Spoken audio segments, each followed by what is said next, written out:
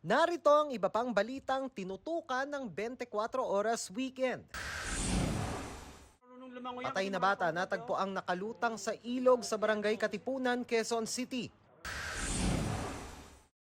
Tulong pinansyal mula kina Pangulong Bongbong Marcos at Speaker Martin Romualdez ipinahatid sa pamilya ng pinatay na radio DJ sa Misamis Occidental na si Juan Humalon. Pabuya para mahuli ang mga pumatay kay DJ Johnny Walker, nasa 3.7 million pesos na.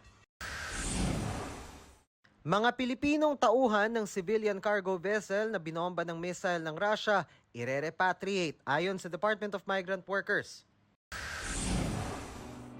Adjusted hours ng mga mall sa Metro Manila para sa Kapaskuhan, simula na bukas, November 13.